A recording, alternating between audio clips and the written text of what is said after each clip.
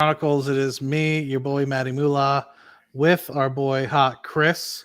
Chris, how are things going today? Market held up surprisingly well. It started off with a little bit of a teeter with the Bank of America earnings, and then it looked like it ripped a little bit towards the end of the day.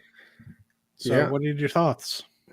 Well, I think, the market sentiment always tends to move against the general consensus.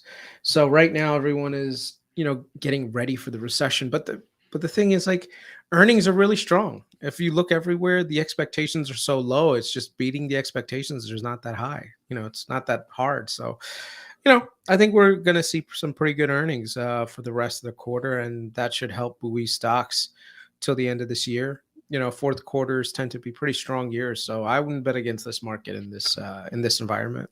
Yeah, I mean, it'd be one thing if we were still in a. I agree with you. So, the way that I think about it is like most fourth quarters, there's always, generally speaking, a Santa Claus rally.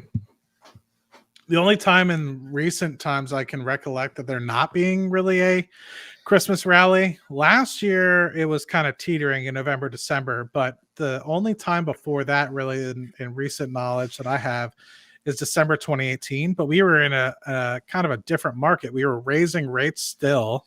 Right now, we're kind of flatlined, if that makes sense. So it's not like we're still actively in the process. It's kind of like, hey, do we do one more? Do we flatten? Do we, so it's a different sort of cycle. And back then, I think the market pulled back 20, 25%. I was moving a lot of cash into the 401k because sometimes I always keep like 10% cash. Just, I don't know why. In my 401k, I should just have it all. But I think I only move it to 5% cash now. But just to remove a little bit of volatility. But anyway, I remember just deploying a shit ton of cash into the SPY back then, and it turned out well because it reversed right around, like, I think in December 26th, it started like as if it was waiting for Hmm. Christmas to be over, and it started moving back up again. But I'm with you, man. It's like, I think probably 60, 70% of the time the fourth quarter does extremely well. And not only just does it like slightly beat, it's always like a very prominent rush up and to the right. So Yeah. I'm looking forward to it, and especially since we've kind of have like a slight pullback in the last quarter, I'd say. Hmm. I'm looking forward to kind of getting its footing and moving Yeah. back to the upside, getting closer to those all-time highs that we saw in early 2022. Yeah. I mean, so my estimation right now is that we are likely to see the end of this inflationary cycle sooner rather than later. I can't say exactly when, because like the numbers for retail sales came up a little hotter than expected. But it was like one or two numbers that really just did not factor into the calculation. The other thing is, like, the consumer is pretty strong. There's the market is not. I mean, the economy is not slowing down nearly as much as people would like to hope for. But I think that the one component that's been keeping everything kind of like more elevated, shelter, that's like the last domino to fall. And believe it or not, that's like probably the biggest domino. So one of the topics that I spoke to you about this morning, I just said, hey, let's talk about the reverse wealth effect, because I think that's going to have a very outsized influence on the market going forward. So so the way that the wealth effect works is that people tend to spend money if they feel wealthy, right? So imagine you bought a house for $100,000, and if that house goes to $300,000, you feel wealthy. You're like, yeah, I'm worth $300,000. When, and in essence, it's not necessarily that you're worth 300,000. It's just that is the wealth effect, because you feel wealthy. So you may go out and spend more money on an impulse purchase,. Or you may go out and buy a boat. Yeah. It So gives you these are that the confidence, that umph. yeah. Yeah. Exactly.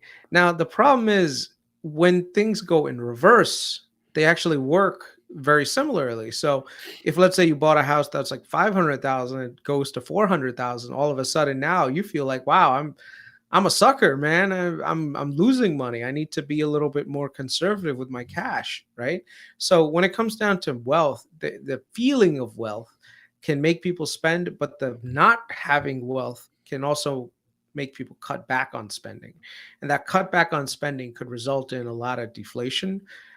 Typically, we've seen recessions come, unemployment spikes, and the Fed is able to lower interest rates. And once lower interest rates come around, businesses are able to, new businesses formation happen. Like people are able to borrow money and do more with it. So there's ample liquidity. Right now, we're in a very weird scenario where if a recession does come and the Fed lowers interest rates, that may send housing prices down because there's a lot of inventory on the sidelines looking to make its way into the market, further making the problem worse because every time they cut, more people put housing on the housing in the inventory side, and thus lower the price of housing. So now you've got this negative, like this doom loop almost happening, where the price of shelter ends up keeps coming down, and then you end up in deflation. So Mhm. this is where we have to be very careful on the rate at which they start lowering rates, because they have to do it pretty much like Goldilocks, right? Where they can't do it too fast, otherwise they'll collapse the market, and they can't do it too slow. Yeah. So the key is to just move it slowly. Yeah. So this is from June, so I appreciate it's a month or two old from the FOMC, and basically what it is it's talking about what the median estimates for inflation were kind of going to be for core PCE. This is minus energy costs and everything the like. So they were saying it's going to average about 3.7 for 2023, and then 2.6 for 2024, 2.3 for 2025, and then finally land in 2.0 for 2026. Whereas I think if you had looked at this probably in the March April timeframe, I think that they were anticipating that this in 2025 is going to be closer to 2.1 to 2.0. And so I'm kind of curious to hear your thoughts based off of where you think it's actually going to go. But before you do that, this is talking specifically about, the Fed's right. It's supposed to be 5.6 in 2023 for the median, 5.1 throughout all of 2024, 3.9 in 2025, and eventually back down to 2.9 in 2026. Long-term neutral being 2.5, which is very different from where we kind of have been over the past 10 to 12 years, where our kind of median has kind of been zero. I mean, if you take out the small raise that we had in 2018, and then where we've kind of been over the past 18 months to 2 years now, otherwise it was mostly zero. But I just want to hear your thoughts about you said you think it's going to get back faster. Do you mean it's going to get back to 2.0 in the 2024 timeframe? I think the range that I keep hearing is anywhere between, like, for the short term federal funds rate. That's short rates. That's what the Fed controls. It's going to be between 2 and 4.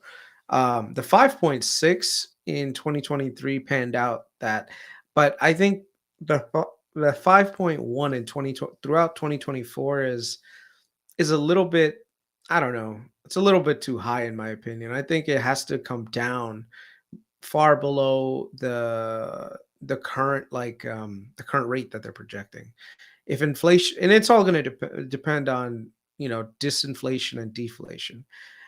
I think in the past we've had situations where we've had, credit events come up.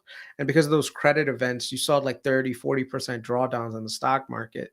Whereas this recession is probably going to be more just about just fundamentals correcting. And maybe we'll see a 10-15% drawdown in maybe the first couple of quarters of 2024. And then after that, I think the rest of the time is pretty much just going to be like just the market healing itself. The reason why I say that is because, unlike, like, let's say the dot-com bubble and the 2008 bubble, right? Those are unpredicted. Like, those are credit events. Like, no one was expecting that to happen. Even though technically speaking, the dot-com bubble should have been expected, but whatever. Mhm. Um, this time around, everyone's been preparing for it for like the last year and a half, 2 years. So, it's like one of those things, like, if you're prepared for it, the impact is a lot less, rather Mhm. than, hey, if it just kind of creeps up on you, then yeah, you're going to see some big drawdowns. But kind of going back to what you were saying with respect to like the wealth effect, right? I mean, when they were pumping money into the economy from late 2020 to early 2021 and throughout 2021, I mean, I was just like, the money I was just making because of how much support they were giving the stock market just based off of buying up all the bonds that were possible, it kind of gave that inflation of the markets, just because buying down the bonds obviously makes things a little bit easier for everybody. And so putting that floor, I mean, I was just like, I've told you this in the past. I mean, I was generating so much options income. I was writing options on shit that I didn't even like know anything about, and selling puts and making money off of it, to the point where I was making an extra 10, 15 grand a month. And I was like, I'm going to go buy a fucking Nissan GTR. Like, why am I even working anymore? Like, if I did this full time, because like at the time I had like an extra half hour here, half hour there during the workday, because I'd be waiting around for people to kind of give me back stuff that I needed to kind of finish up. And so I'd just be in the markets waiting. But then it got to, okay, now I need to be in the office 24/7 and focusing, and my work scope kind of changed in the beginning half of 2021. And so it made things a little bit more difficult to kind of do throughout the day. But even still, I was able to kind of do well. And that made me just feel like I was God. Like I felt like I was able to, no matter what I did, no matter what I touched.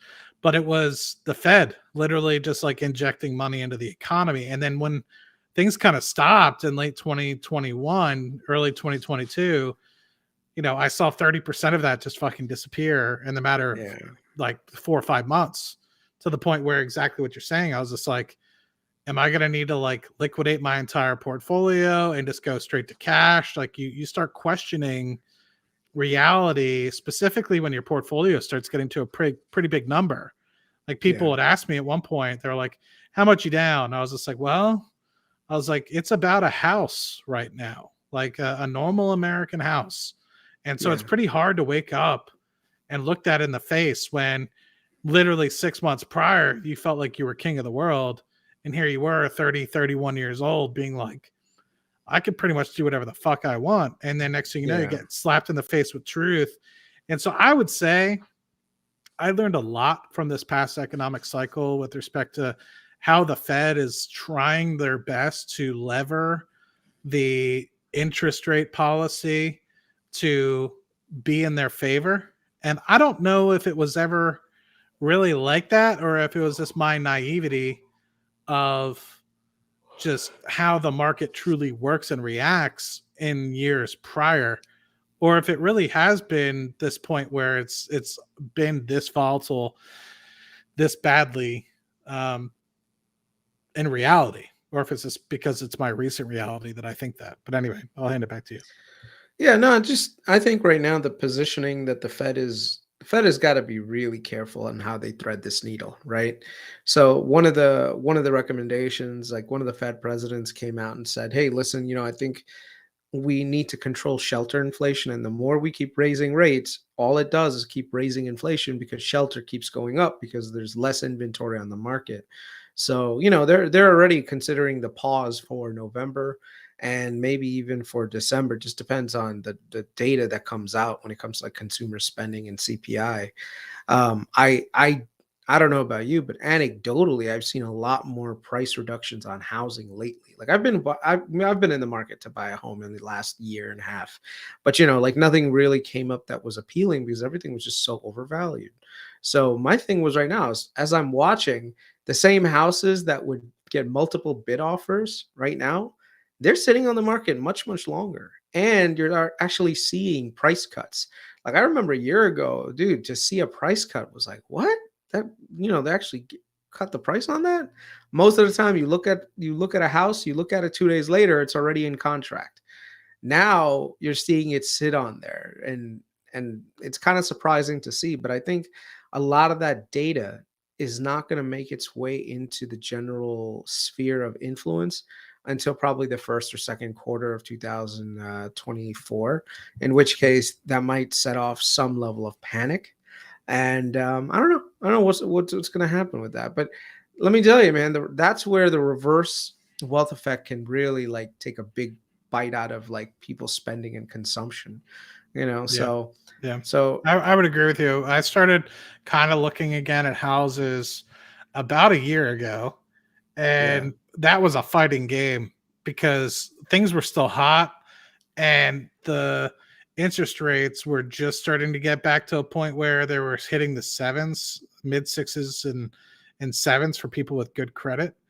And houses were like you said, some of them were getting cut. The ones that I think were thinking that the trends from 2021 to 2022 were going to continue rather than kind of peak in late half of 2022, early 2023. Um, and the people that thought that prices were going to go up another 30% year over year from 21 to 22, I think that they were sorely mistaken. But and so they cut their prices back a little bit to reality. But in 2023, you saw that even happen a little bit more. But now I think a lot of the places are kind of trading at, I would say, somewhat fair value. And really the big showstopper is I think that people just don't want to get mortgages in this environment right now. And they really think that things are gonna kind of turn for the better. But you're seeing, like you said, a lot more homes sitting up for sale than in the past. Like the homes that I was looking at in 2022, a lot of those turned over pretty quickly. And then when I started looking about 5, 6 months ago, a lot of those homes, there's very few that would sell very quickly, but majority of them are probably either still on the market or have been taken off. I think not with sales. I think just by the fact that they're like, we can wait another year before we truly have to move.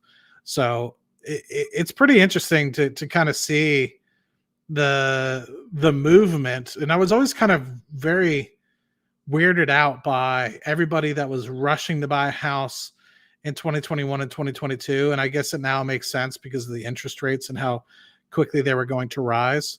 But yeah, I'm really curious where in the United States sees a large impact to overall home prices to the point where, because it's not going to really take effect, I don't think, until maybe late 2024, early 2025, where some of these areas are really going to get hit, kind of like what happened in Detroit after 2008. It really took until 2011, 2012 for it to kind of hit rock bottom. And I remember my sister bought a house in Pennsylvania. It was like super easy. It was a buyer's market for sure.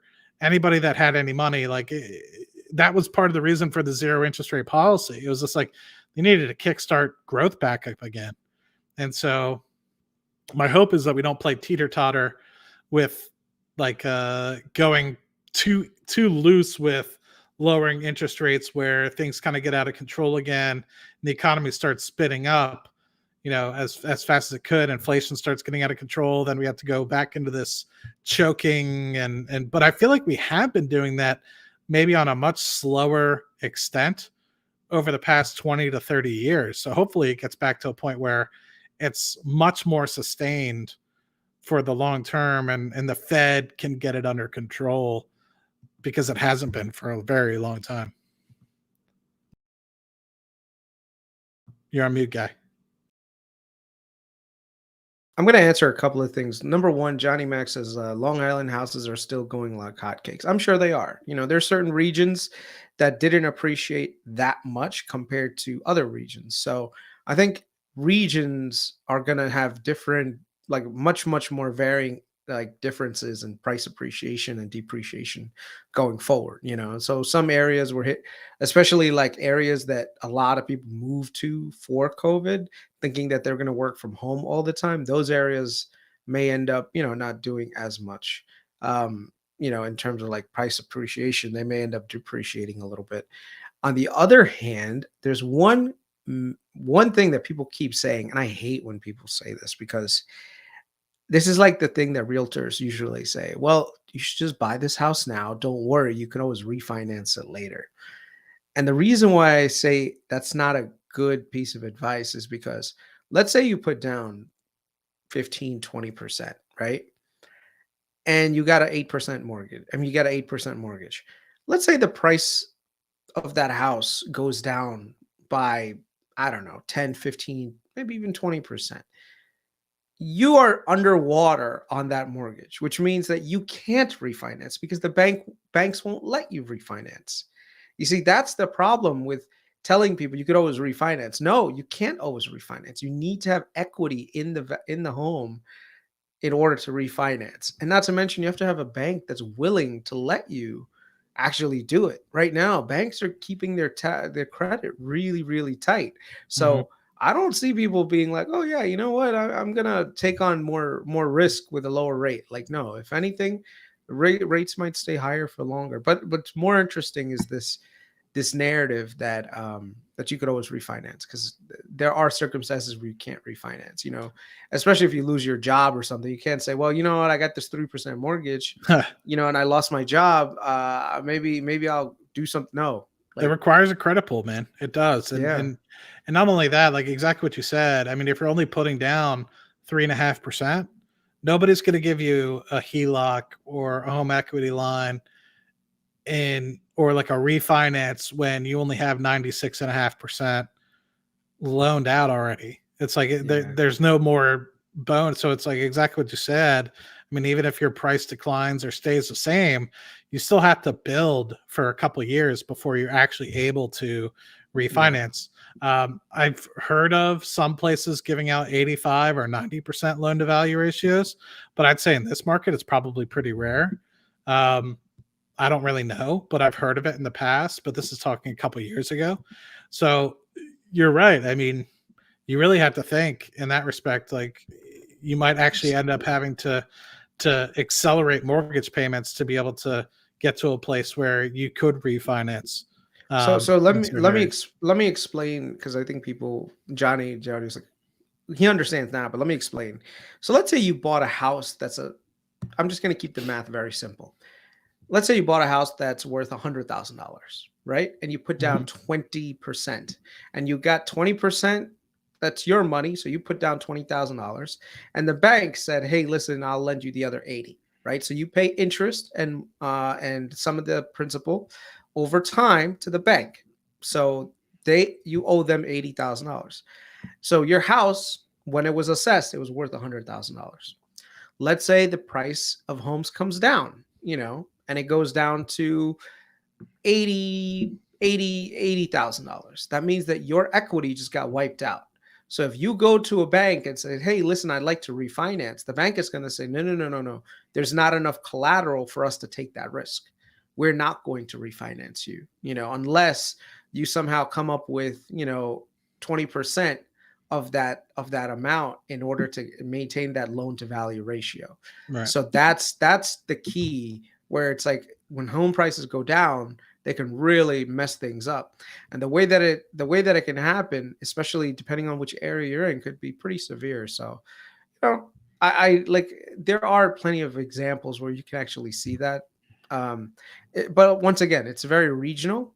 And also, if you lose your job, you can't really refinance that well. Like, it's like, Yep. oh yeah, I want to like, I had an 8% mortgage, and now the rates are down to 5%, and I just lost my job. I want to refinance that 5%. Banks are going to say, no, your income doesn't match.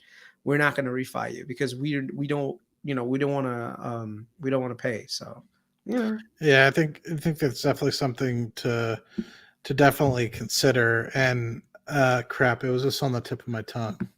Oh, one What other was thing, it? Mr. Premium said I'd be surprised to see 20% reductions, 10% maybe, and it's very regional. I agree. There's a lot of people that have FHA and they put down 5 and 10%. They don't put Yep. down, like, a lot of people don't put down 20%, like Yep. full 20 to avoid PMI. Like, a lot of people are only doing 5, 10. Like, for Yep. you right now, when you got your home, how much did I you put put down? down 10, and I was going to put down 15. I didn't want to dip in any of my investments to put down 20. Yeah. The reason why I did 10 versus 15, I did the calcs, and I was like, all right, so I'd be saving 150 to 200 bucks a month. Um, but knowing that, I'd rather wait and keep that other 5%, knowing that in a couple months I'll be getting, hopefully, fingers crossed, bonuses aren't guaranteed, a bonus, and I'm hopefully going to be able to buy a third property within the next 6 months to a year. Whether or not it's the most appropriate time, I don't know. And I think that it might all depend on who I partner with as well, because they Yeah. might not have the money. But that would be 20% down. Um, so what I might end up doing is just accelerating payments on my own property just in the meantime, Yeah. because Yeah, I know if for a you buy, fact it's going to yeah. be worth it, because I mean it's literally a 7% mortgage. I mean it's Yeah, going to be tough to beat that. if you have a 7, 8% mortgage, your goal should be to pay down that that mortgage as quick as possible. Yeah. Because you don't want to, if you think about S&P returns 7-8% year over year on a risk adjusted basis. So, what's the best way to get a 7% guaranteed return? It's not to have to pay 7% for a mortgage. Yeah. There are benefits like tax benefits, of course. So there are calculations in there where you can deduct the interest on the house. But like I said, if you have like an 8% mortgage, your goal should be pay down that mortgage as quick as possible. Yeah. Don't even bother trying to put it, like, I know someone who was like, oh, they just bought a home and they're taking their money and putting it into like savings. And I'm like, bro, you're happy to get like a 7.5 3-4% versus return, 5% if you're lucky. Yeah. So it is what it is. No, I don't. I'm not buying a house with a lot of property, although many people think that. And I did eventually want to buy something that has a little bit of acreage, but I'm far away from that. I'm still in the build mode. So, but I'm with you, man. I think people need to recognize the problem that I think a lot of people hear is they hear these rules of thumb sometimes and they get themselves kind of caught between a rock and a hard place. And I want people to recognize, like, this whole thing, this is probably understood, but maybe people need to recognize why this whole 15 to 20% down thing is a kind of a rule of thumb for most real estate people. And the reason being is because they don't really care about what your income is. They don't really care about what your salary is. Of course, you need to make the monthly payment, but all they care about is exactly what somebody in the chat said earlier. I don't really foresee things going down 20%, but maybe 10%. What all these banks are just trying to do is make sure that they don't have enough equity or in the home that it basically goes belly up. They want to make sure if the equity disappears, it's your equity and not theirs. Because if it's to sell, they're still getting their money back. They're still getting their loan money back. Just because you buy a $350,000 house and you have a $290,000 mortgage, when you sell, you still owe that $290,000 unless you get the equity, obviously paying every single month. But say you flash sell it because real estate prices are going down and the home value is now worth $285,000, $275,000. You're gonna have to come out of pocket to sell that damn house. Just like if you were to do the same thing with a car. Have you ever like been underwater on a car and tried to trade it in and you had to roll it over to the next loan? And next thing you know, you're buying this $25,000 car, but now it's $30,000. I don't do that, but I've known people that are like, I really want this car, man, so I'm just going to roll it over. The same sort of thing can happen. So what they want to make sure is if you are only paying 5 to 10% down, that one, obviously they're going to force you to get private mortgage insurance. And that private mortgage insurance is the gap insurance, basically, for them to ensure that if you are paying under 20% down, that they're not left out in the dust. And that's why you're paying an extra $50 to $100 a month for that private mortgage insurance. Is it's their equivalent of gap insurance. They want to make sure that they're able to sell that thing and foreclose on it if possible and get all their money back. And so that's and then same thing with the refinance piece. That's why it's like they're not going to refinance you unless you have a certain amount of equity in it, because that's the same thing. You're using the home as collateral, right? It's just like if you were to get like a stock-based line of credit or take out a loan on life insurance or something like that. You have to have an asset or value in an asset to be able to take out a loan against it. I mean, this is where it comes to mind. Like, what retard thought it would be a good idea to lend out 30 years for fucking 2.75? Because that's what happened with me. I have my mortgage right now is 2.75, right? I still remember when I was doing the paperwork, like me and the wife were talking about this and we got the money and I was like, man, these guys are just suckers, So not only now do I get a mortgage tax deduction on the interest that I have to pay, which is barely anything. I could take that same money, put it into like a 20-year, 30-year treasury.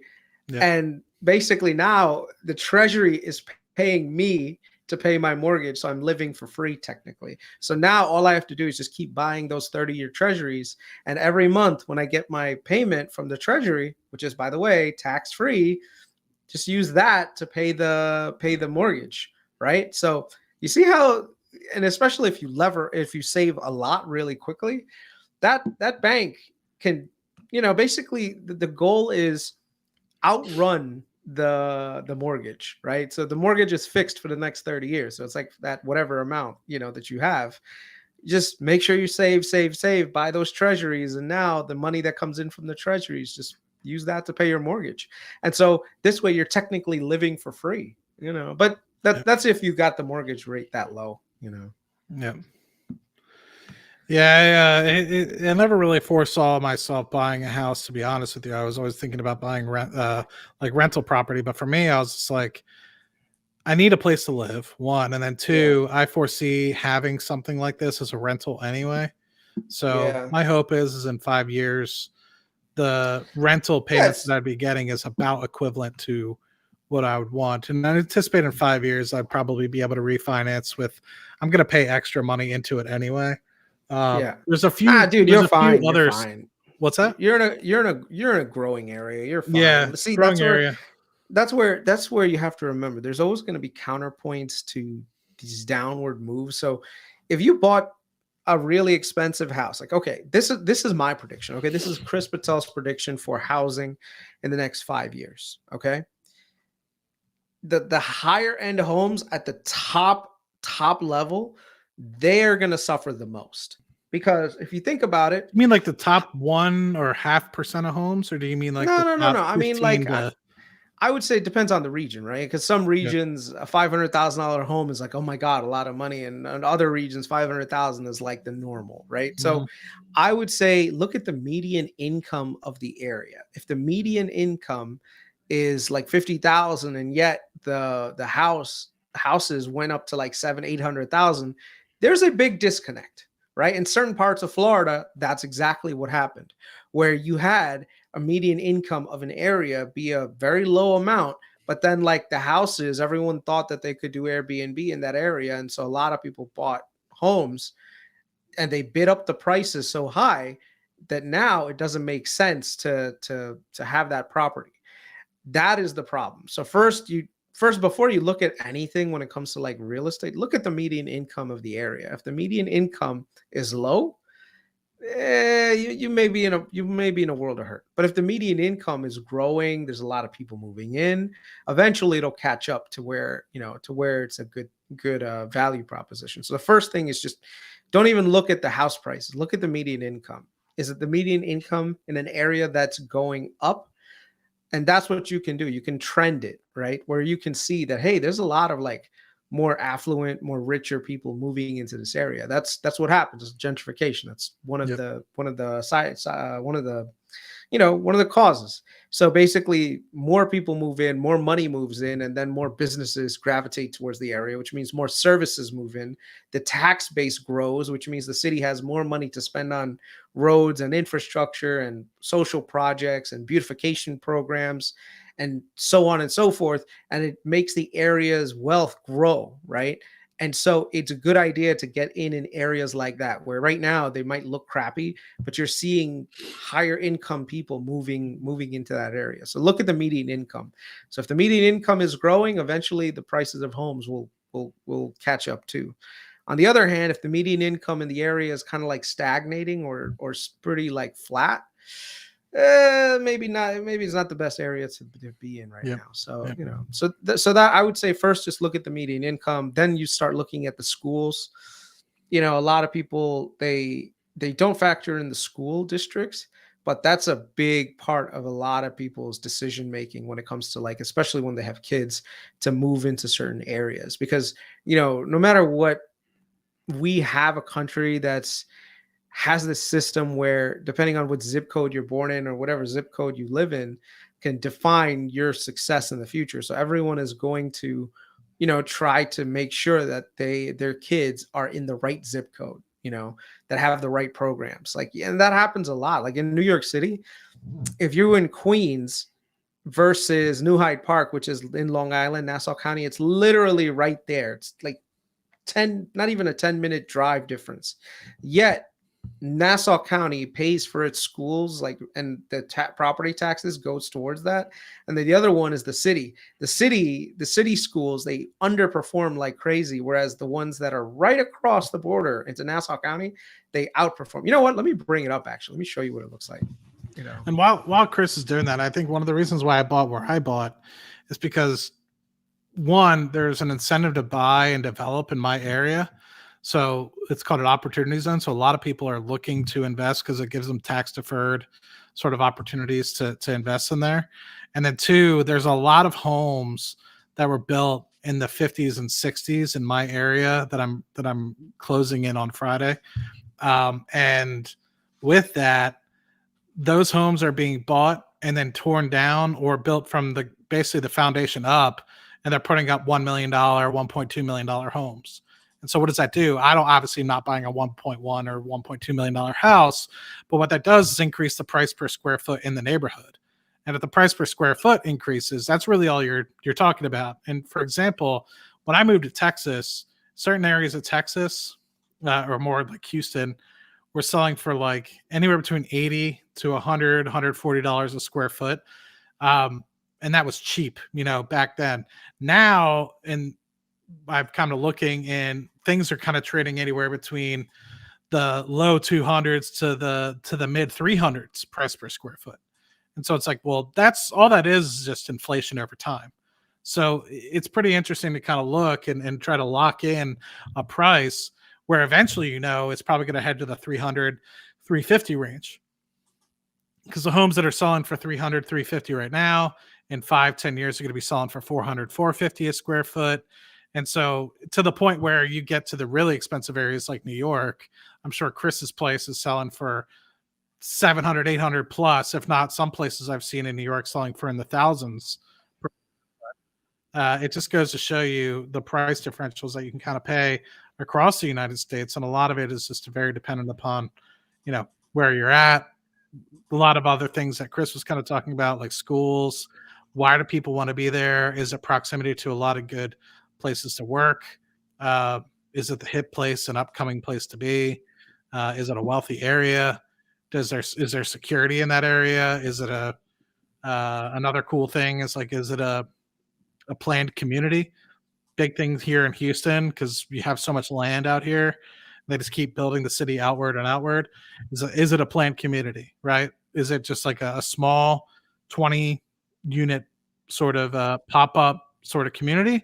Or is it a master plan? Somebody bought acres upon acres upon acres and built thousands of homes that all share like a fucking lazy river and all that stuff. Like I've seen that here in Houston, where my buddy was like, dude, just like live there. I was like, dude, I'm not paying $4,000 a year in HOA fees so I can go in a lazy river once a year. Like it doesn't make sense. But some people are all about that, right? You have small kids and you need a place to be, you get out of the house on the weekends.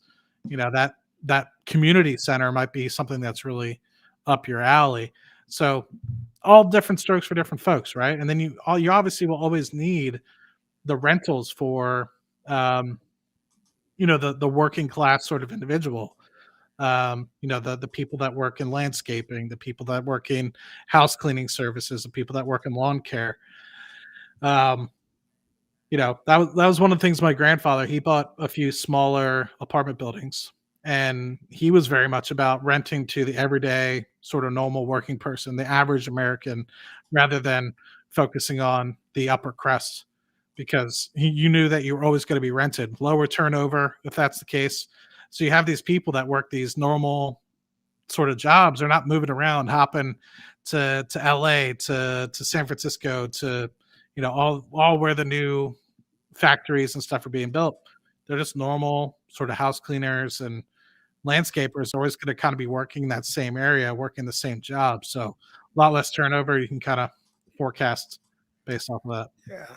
So this right here is New York City. This is the border between Queens and Long Island. So right here is New Hyde Park. New Hyde Park is part of Nassau County, right? So these are let me just filter it down to public schools, and let's do high schools, right? So you look over here, New Hyde Park, scan in this area.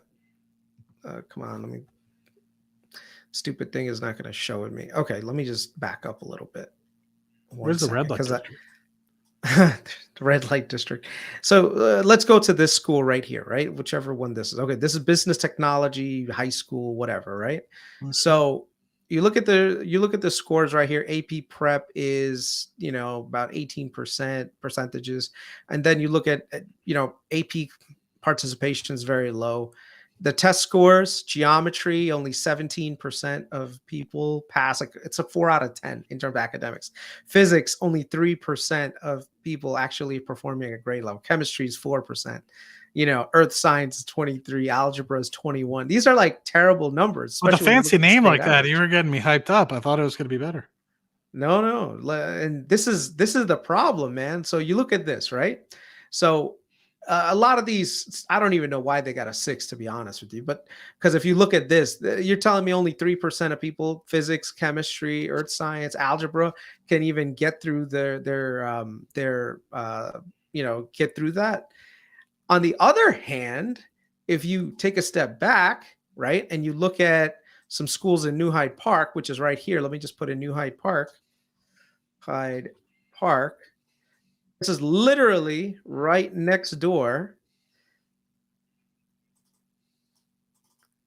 which is right here, New Hyde Park, right? Let's look at Manhasset, right? You look at this school, look at the Mm. passing for all those test scores. Look at that, right? So 74% of students know living algebra. 74% of 66, not six, sorry, 80% can do are passing living algebra at the grade level. Geometry, 98% of students pass, far in excess. Earth science, you name it. This is what their passing levels are, at or above grade level. So, you as a parent, what are you going to do? Are you going to send your kid to the school that's literally across the road, like over here, or are you going to send them over here? Mhm.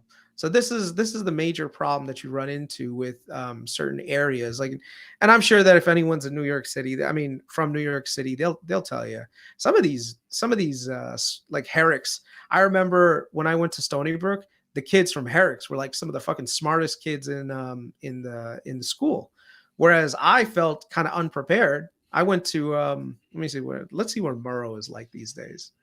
I went to Edward R. Murrow for high school. So There you go. It's not bad. it wasn't terrible, but it wasn't exactly like the best school in that area, right? Because if you Is look this at it on an to all the aggregate schools in the basis, U.S. or is it no, this is state state? average. Okay.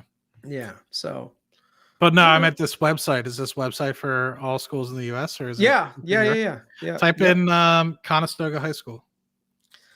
Okay, how do I spell that?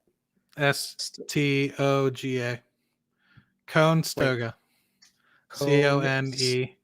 Conestoga. Yeah. Pennsylvania. Yeah. Berwyn. Okay. So your school was rated an 8. In terms of college readiness, it was a 10 out of 10. Let's see. That's AP participation, equity, race. Man, we suck. Well, hold on before you look at that. You What gotta look at the happened? test. Let's look at the test scores, bro. Right here. You only had algebra and literature, I guess, but at least y'all are passing, I suppose. Thought we were better than this. I'm Well, upset. apparently, No wonder why my parents sold out of that neighborhood. Um, apparently. No, it's not a bad score, man. Like, trust me, I've been to schools that are worse. Like I went to MS 293 for my middle school. Like that bro, that was rough. Let me just see if that comes up. MS 293. I don't even know if they keep that shit open. Hold on. Nathan Hale. Let's see, Brooklyn. No, not here. Let me see. Where did my brother go for high school? His high school was like, yo, bro, it was bad. Like he went to high school in near Coney Island. Hold on one second. Let me just look it up. Coney yeah, I'm Island. curious. I got to use this thing on good schools in Houston. It was called man. That's why like New York, one of the things that we have now is like a lot of charter schools that like they do a much better job in terms of education. So, damn it. I think he went to Lincoln High School, Brooklyn. No, Grady, William E. Grady. William E. Grady High School. There you go. Hold on. Grady. I don't know. Brooklyn. Oh, Name of the just site is greatschools.org. yeah. William Grady. Ah, God damn it. Unless they renamed it or something. When are you William going to get a E. school named after you, man? Is that when you create your ETF and you make so much passive income through the expense ratio that you Okay. siphon off some of it and donate it so you don't have to pay taxes? Is that what I don't know. the We'll figure the it out. Chris But Patel Elementary? this is the high school that my brother went to. Look at this shit. That's Fucking not that only. bad. Could be worse. What do you mean it's not bad? Only 3% of students can do Hey, I'm grade not trying to level shit on your big geometry. bro, man. I'm not trying to shit on His your guy. younger brother. Was he the Chemistry. favorite? He was definitely not the favorite. You know, Who is the but favorite? Are you the favorite? yeah, I'm the favorite. Come on, I'm lovable. Everyone knows I'll that. have to It's ask Mrs. Patel and see if she says the same thing. fine. Hell yeah, my mom will say it. It's like, no, Chris is my favorite. You know. So look at this. Look at the scores here, man. It's crazy how the differences are, right? And so, where did my brother end up? I'm not going to speak ill about it because he's a really good guy. He's smart, but he didn't exactly pan out to be like an educated professional. I remember I was having this conversation like, oh, don't you want to go to college? He's like, why? I didn't learn anything in high school. I'm just going to have to figure out how to do business. Like, I mean, at least he had like the emotional intelligence to know that he was ill prepared for college. So he ended up just going and working at my, one of my family friends' gas stations, learned the trade. And then now he owns his own business. He makes more money than I do now. But the point is, he never got the opportunity because the way that the pipeline in New York City works is that if you went to a terrible public school, you ended up going to a terrible middle school, and then your terrible middle school, you ended up going to a terrible high school, and then if you went to a terrible high school, you know, if you end up going to college, you end up going to college. Me, I had a good public school that I went to, but then we had to move to like a bad neighborhood because we got priced out. So then I ended up having to go to crappy middle school. But because I was so prepared from my public school, which actually was good education, I ended up going to a decent high school. And then decent high school, I ended up going to a decent college after that. And then, things went on after that. So, it really sucks because if you are a kid, depending on where your parents live, means the opportunity between being a really intelligent, like really like getting your potential out there, versus just it's wasted, So yeah. I mean, it's definitely interesting the way that things can kind of change and where you technically go to school. But I think at the end of the day, like, I think the problem that I see in the United States these days isn't necessarily people not going to college and stuff of the like. I think it's more people just doing it for the sake of doing it. And I saw a lot of kids that I went to college with that ended up doing kind of mediocre jobs when they got out. And the reason being is because they went in and they just kind of did weird degrees that were offered by the college. And I know that the colleges offer it because they want to be diversified and they want to, include everybody. But at the end of the day, you have to recognize it's just some degrees, like you could spend the amount of money that you go into putting into some of these colleges. Like I went to Penn State, it was at least 20 some $1,000s a year. And a lot of the kids that I went to school with were from New York and they were paying at least 35-ish thousand a year. Because of out of tuition. And so you think about it, that's $120,000 at a minimum that these guys spent. They could have started a small business. They could have become a plumber. They could have become an electrician. They could have learned another trade working outside. They could have learned a lot of other things and services that, didn't require $100,000 in debt, but instead they ended up utilizing some of these degrees or getting some of these degrees that unfortunately didn't really put them ahead in the marketplace. Now, I'm not saying that all of those degrees are useless. I mean, you could say the philosophy degree is useless, but look at Alex Karp.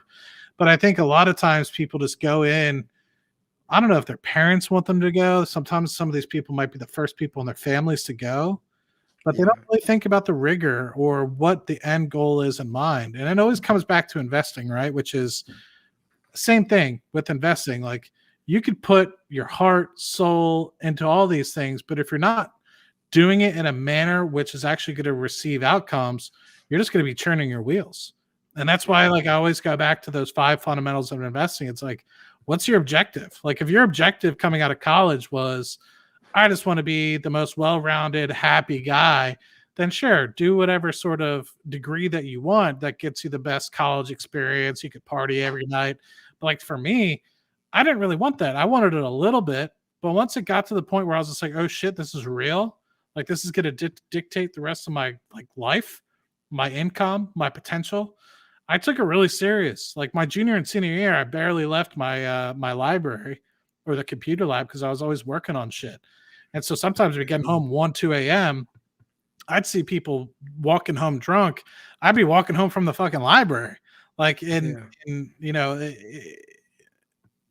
it goes to show like it kind of set me, up for success, but it doesn't necessarily mean you had to go to college. Like I know a lot of people that have started successful landscaping businesses and have started up, just roofing companies on their own and are printing money. But it just goes to show like sometimes it requires you to work smarter, not harder. And planning, while it's not going to turn out exactly as you want, at least gives you a little bit of forethought before you just blindly throw yourself into things. Because I know a lot of people that just pull the wool over their eyes and just keep going and churning every day without really thinking about it. And next thing you know, the same thing has happened for me over the past 5 years, where I was like, Matt, you're going to Trinidad. Okay, cool. I go to Trinidad and it's like the pandemic comes. The next thing you know, it's 4 years later. And I'm like, holy shit. Like I'm still kind of like, yeah, I got kicked back to the United States because of the pandemic. But it's like, if you kind of shut your eyes and just churn out work, and you don't really think about where you're headed, you can get lost very quickly. And I've seen that happen to people where I've seen them kind of be in the same spot for 5, 6 years without really a real like pip out of their mouth. And next thing you know, like then they're just like broken and they kind of what's the word I'm looking for? Burn out. And so anyway, long sort of winded answer to be like college, investing, but really just give some of this shit some forethought. Yeah, man, it makes total sense. Like, so when it comes to real estate, we'll just tie it back into real estate. I know people that will buy a house in a shitty area, but it's a really nice house, and then have to send their kids to private school. It's like, what the hell?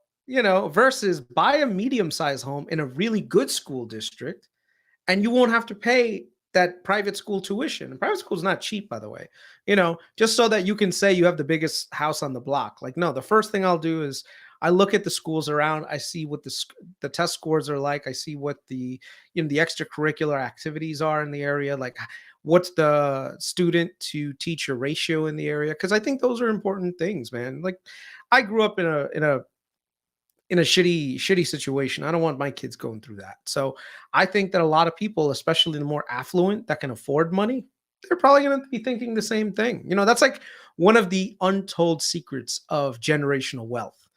A good education. If your kid can have a good education, they have more opportunities to do better than in the future. Not to say that like just because you went to a good school, you're going to be successful, and if you went to a bad school, you're going to be unsuccessful. Because lo and behold, hey, listen, I was gritty enough to get to where I am, even without the great school behind my name. But the point is, I wonder where I would be if I did go to one of these like top schools from the get go.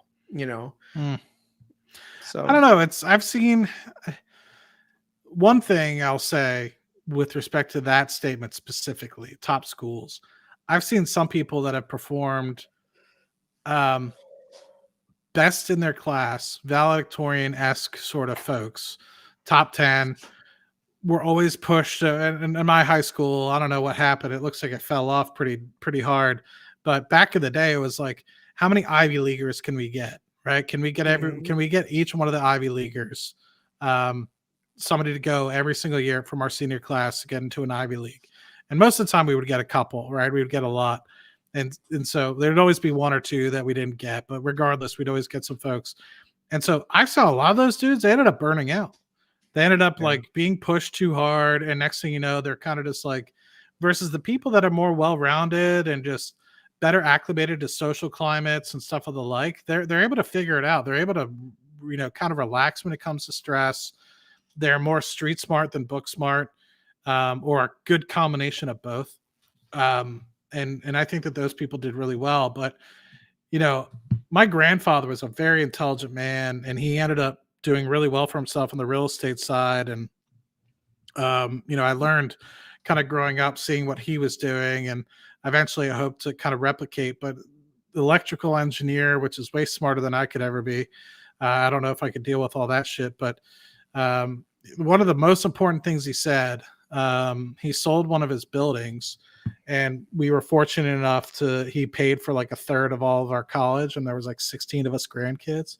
So it was like, a couple $1,000s a year he would give each of us to pay for college. And the one thing that he always told us was, you can buy a lot of things in the world, but education is something that somebody can never take away from you.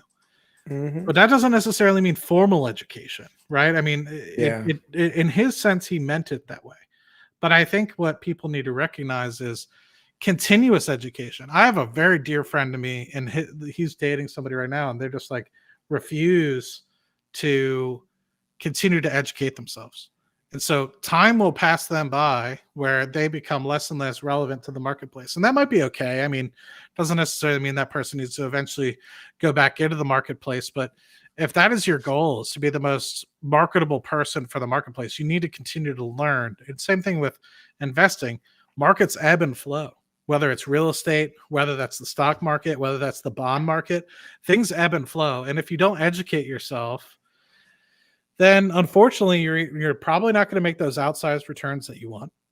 Or two, you're going to have to rely on somebody else who, unfortunately, more often than you probably think, not saying more often than not, because that's not necessarily true, but some of these people sell you things to make them money, not necessarily make you money. They might be making money off the advisement fees and stuff of the like. It's funny that you say that, because sometimes I feel like there's so many interests that are set up to basically to milk money out of a system. And one of the ones that I hate, absolutely hate, and I'll be honest, I'll just say it. It's like some of the public school teachers unions, right? That basically say like, oh, like you can't fire us. Like, even if you're a bad teacher, you can't get fired. Like, there's really no upholding standards sometimes. And like here's an example. Let me just show you something that I just literally just pulled up. I was like, screw it. Let me just look it up. This is Inglewood. Can you share the screen? This is Inglewood High School. Okay. It's got a graduation rate of about 95%.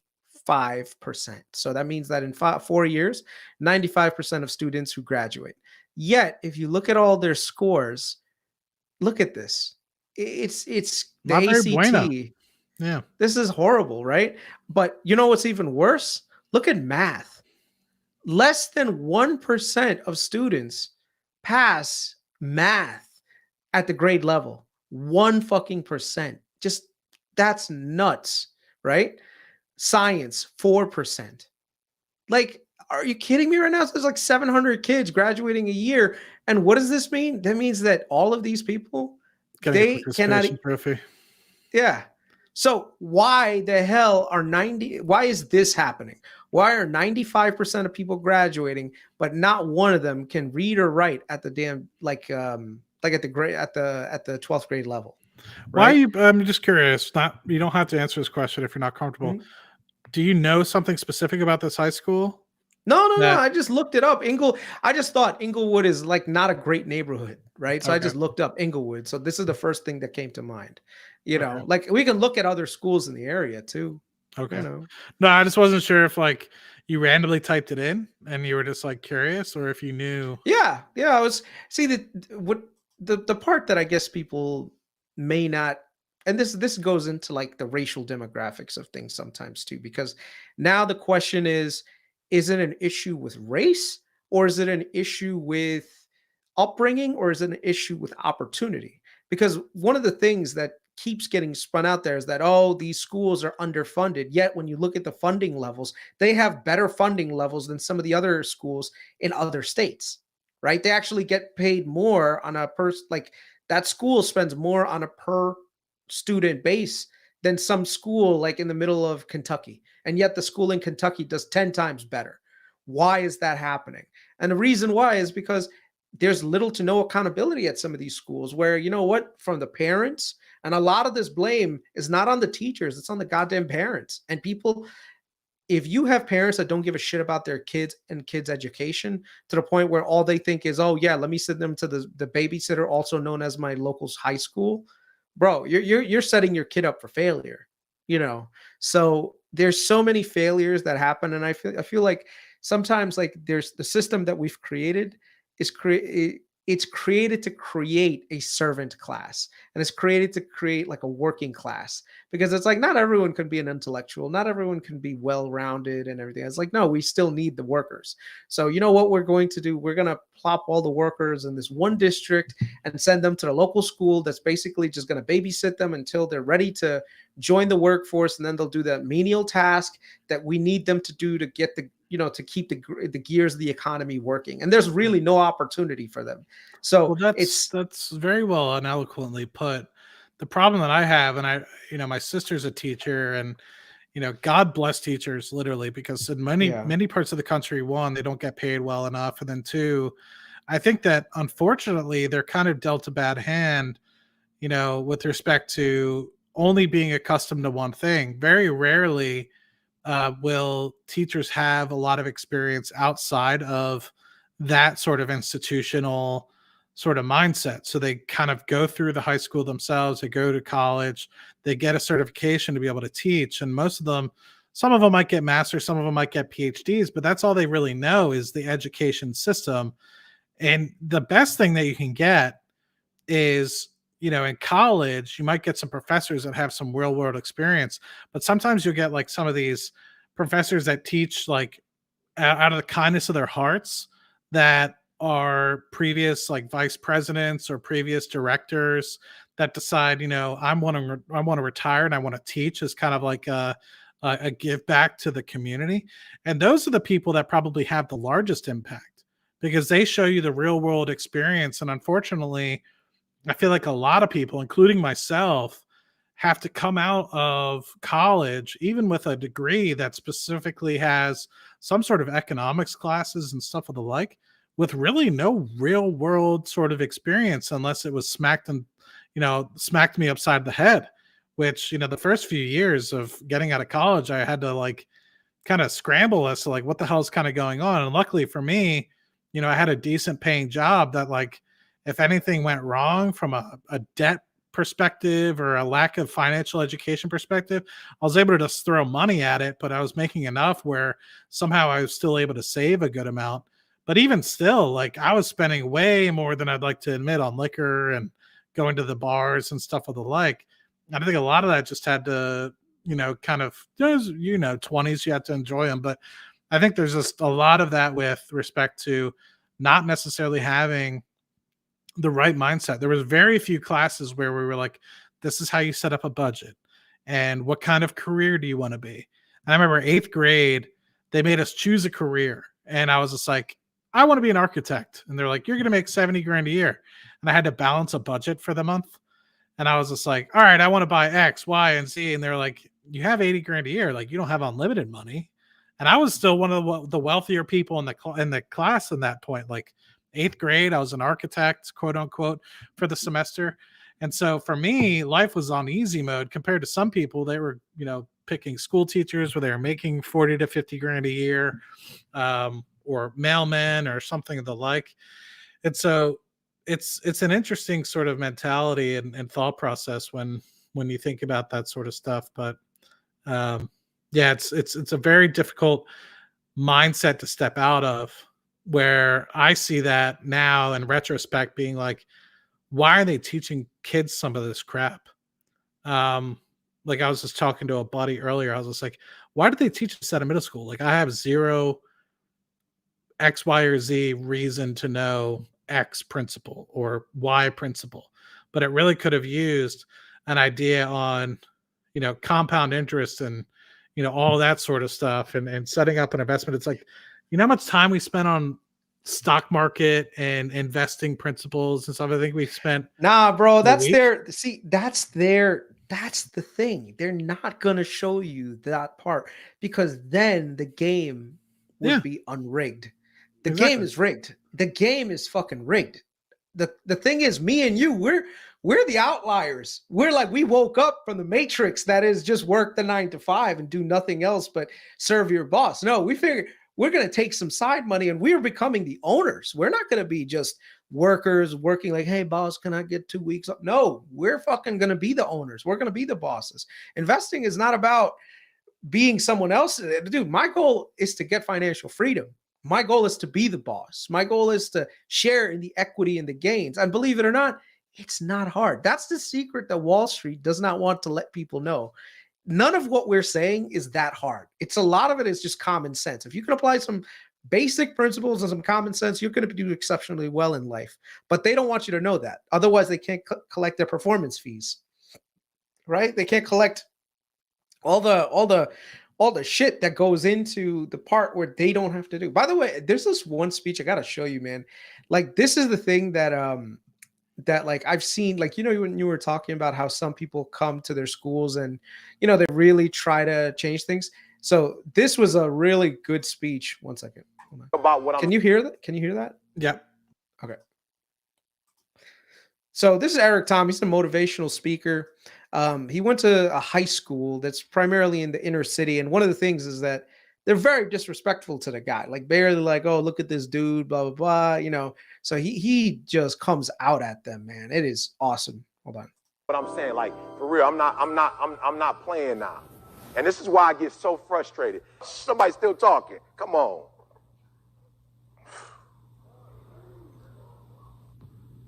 Nobody cares about you. You talking while I'm talking?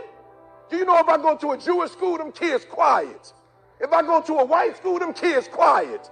If I go to a Latino school, they quiet. The only kids that disrespect me is black kids. That's it. My own are the only ones that disrespect me. I walk in any other school, they like, there go E.T., we taking notes. I come home, you talking. You capping jokes. You think something funny. Look how we living. Ain't nothing funny. Ain't nothing funny, y'all. Look, when I got my PhD, what embarrassed me, I'm in there, they asking me, like, what's wrong with our urban schools? Like, why you asking me? I'm in classes like you in class. The teachers want to know, professors want to know, well, why are your kids, what's the problem in the school system? I'm embarrassed, y'all. I'm a grown man. I'm embarrassed that they talk about y'all. And you know why I'm embarrassed? Because what they don't know is you ain't even trying when you take the test. You didn't give your best. They think you dumb. You ain't dumb. You can't take our people from Africa and put us in the diaspora and spread us all over the world and we survived slavery and we can't pass the test? Come on. I ain't stupid. You take everything from us and we still survive? And you gonna tell me we can't learn how to write? Have you lost your mind? We are survivors. That's all we do is survive. And you gonna come and tell me you can't take a test. No, you can take the test. The problem is when you take the test, you barely take the test. I challenge you to go in there and get that doggone piece of paper and that pencil and do your best. I challenge you. So this is one of the things, like, I was actually a big fan of George Bush, like George Bush number 2, not number 1. Number 1 was way before my time. But one of the things that number 2 tried to do was do school choice, where the money would follow the kid, right? And say, look, regardless of whatever school you want to go to, the parents can choose. Like, go to whatever school you want. And the money would follow that student. And I remember, man, there was so much opposition. They tore that thing down. And people were like, oh, George Bush is stupid. Well, guess what? The reason all the people that voted against it were primarily people that lived in really terrible neighborhoods. It's like, this could have benefited you. Like, you are the people that I'm trying to help. But this is how society works sometimes, where people are so easily manipulated, man. I stopped being a do-gooder a long time ago when it came to this kind of stuff. And instead I just pity people. I'm just like, bro, you know what? you enjoy your mediocre life. You are so happy in your mediocrity that I don't want to take that away from you. I don't want to open your eyes to something bigger, something better. You're happy where you are, cool. Yeah. Yeah. Enjoy. I think what I've recognized though is like pity brings more pity, negativity brings more negativity, happiness also brings more happiness. So I think that a lot of times, I struggle with this as well, specifically after the pandemic and recent issues with what's gone on in my personal life and stuff of the like. But it's like I feel like I used to think that happiness was very much an easy straight line, and it is, right? I think that you can kind of make things and declutter yourself to truly recognize that at the end of the day, life is what you make of it, and you can kind of be happy no matter what's kind of going on in your life. But I think that a lot of times people forget that. A lot of times people put obstacles in front of themselves, and sometimes listening to these motivational speakers is really, really important. Like one of the people that I enjoy listening to most is Jim Rome, who's he was the coach to Tony Robbins, and Tony Robbins does a phenomenal job as well. But Jim Rome, he did a phenomenal job kind of talking about like understanding what life is about. Like, of course, things are going to happen in your life, but after spring, comes summer. After summer comes fall. After fall comes winter. All the time. What happens when the moon goes down? The sun comes up. What happens when the sun goes down? The moon comes up. Right? Like things are going to happen, always, and you kind of have to go with the ebbs and flows of life. So if you're going through a really, really bad winter, eventually the world is going to have to give you a spring.